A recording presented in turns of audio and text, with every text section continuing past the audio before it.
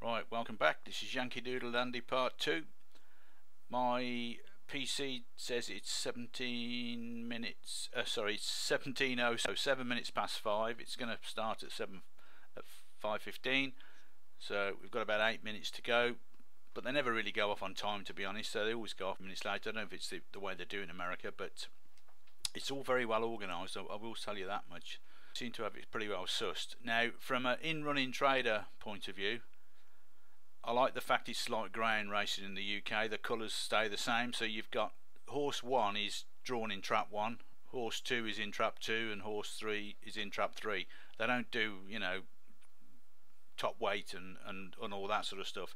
They just, you know, 1 is in 1, 2 is in 2, and away they go. So that's good.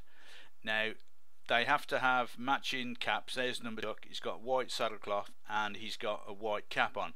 Now, he's got the owner's silks on, but to be honest, it doesn't really matter too much. Oh, listen to this.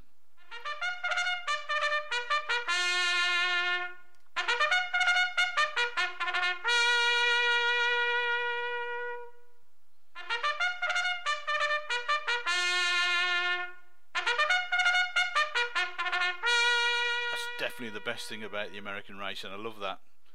I'm going to try and import that and get it onto my BetAngel software so I can replace Peter Webb's voice with that trumpet.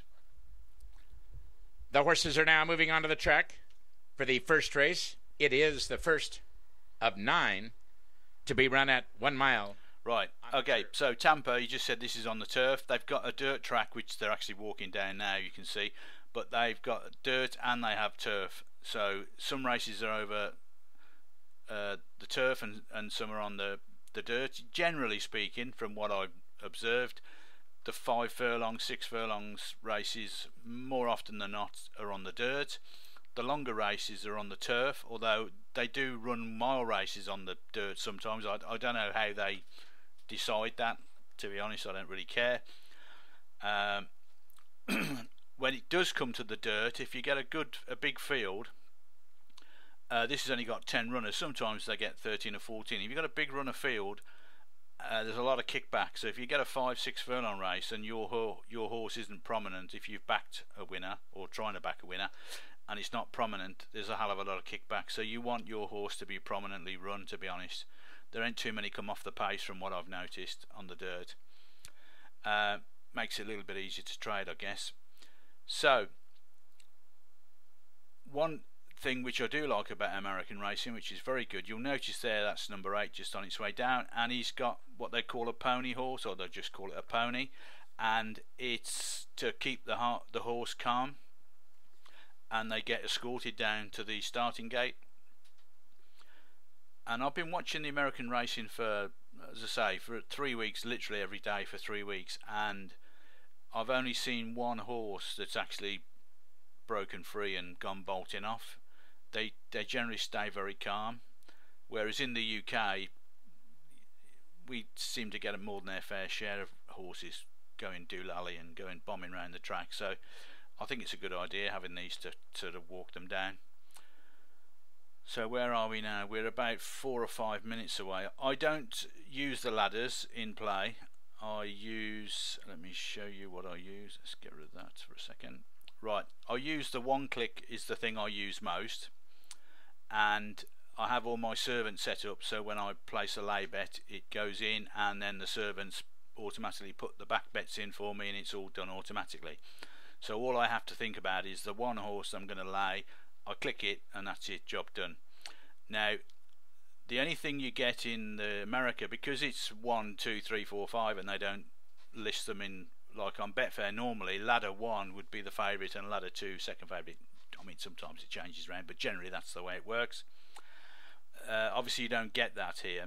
Now I can close a trade in various different ways, but I do have the ladders open just in case. So what I've got ready for this race is I've got the ladder, I'm just showing it to you here. I actually have it on my other monitor, so I do have the ladders there just in case I want to escape from a trade. It's like a last resort really to use a ladder, but I can get out sometimes. Now at Tampa and all the American races that I do, I've actually halved my stakes, well, liabilities actually. I trade in running, so I use liability rather than stakes, and I've reduced it down by half, because although we're getting 200,000 through, it's a little bit thin in running sometimes. So if you enter a trade because you think, yes, there's a couple of reasons why I want to lay that horse, maybe the way it's running and the position it's in relation to the others, and then those two reasons for entering that trade suddenly disappear and you want to get out, when the market's very thin, it's sometimes difficult. So rather than risk too much, I've reduced my stakes by half, and as I said in the part one, really I'm just doing the Tampa stuff to keep my eye in, really. Screen time. So, and it stops me from going, you know, doolally with this lockdown. I've been out of the house for God knows how long. So you can see them there being led down, each horse with one of its pony horses to go alongside it, and we are, as I say, now about three or 4 minutes before the off, and the money's starting to build up now. So we've got 85k in there. I don't know whether you did this pre-race.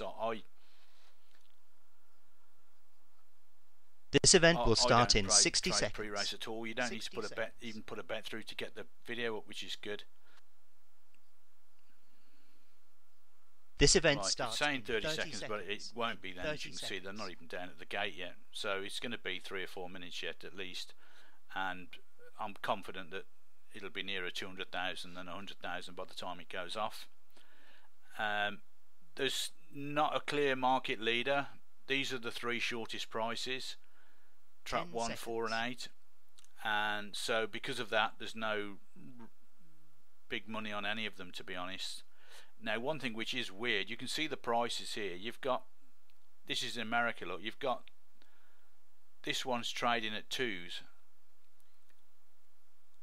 and look where it is on Betfair.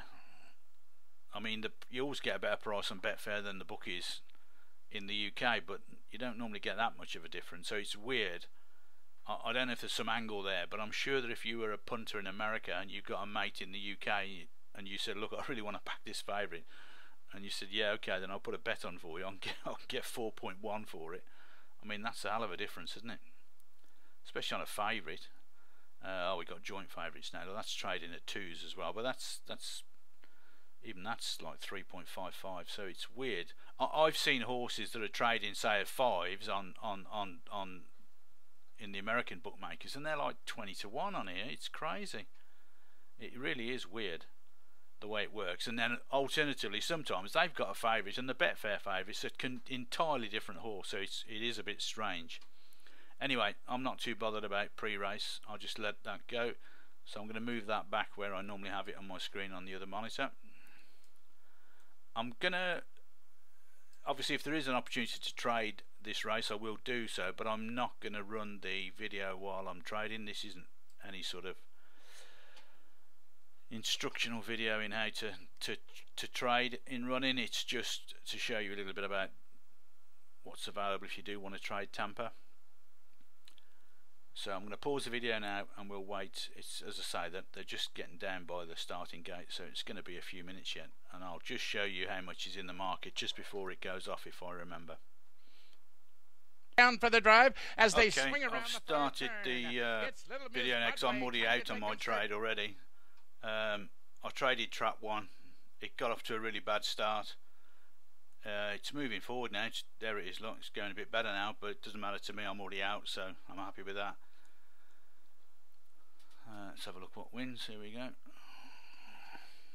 I'll let you listen to the commentary. Gallardo sets her down for the drive, and she's gobbling up ground every jump of the way, and Baintown Woman is re-engaging on the outside. Little Miss Broadway. Go on, Trap 1. Yes, gets might have got up and taken in the love it. Of the wear, but it's this very event has tight been suspended. I love it there. I traded Trap 1 and it's come back to win it, I think. So that was nice for me. Right, there wasn't much money go through the market there, only 151,000. I don't know whether it's, well, it's now 5:20 in the UK. The sun is absolutely blazing, so I think maybe some people might be having a barbecue in the back garden. I'm going to keep my eye on. I'm obviously going to trade the later races through the evening, so I will update you at the end of play and give you some idea of what's happening. But hopefully you've just had an idea that these races in America, they are definitely tradable. If you trade in running like I do, once you get used to them, I actually find some of them easier. They have 1 furlong races at I think it's Will Rogers Downs, or it might be Remington. I think it's either Remington or Will Rogers Downs. They have 2 furlong races and 1 furlong races. It's absolutely amazing. So they're quite fun to watch. Got to be very careful there. But as I say, it's a bit of fun to watch. Pre-race, as I say, I can't speak to that. I did show you the ladders on this one, and it was pretty poor because there were 3. And you can see from the prices here. I mean, the race is over now, but you can see the prices there. That a lot of the horses were sort of much of a muchness in price, so there wasn't really anything too obvious to trade. I'm guessing if there'd been like a short price favourite and a fairly short price second favourite, and the rest were all sort of 9s, 10s, and 11s, then it would have been much easier for you to trade pre-race. But it's a bit difficult when it's all sort of spread across the whole field, which this was quite an open betting market on this one. But anyway, hope you found it useful. I find it really interesting to trade Tampa. It's just a nice thing to do for me. It passes a couple of hours away. I'd be bored sick, to be honest. Absolutely bored sick. I mean, I've watched that much garbage on Netflix.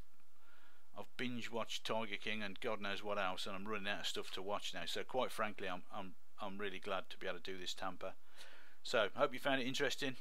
Speak to you soon. Thanks very much, guys.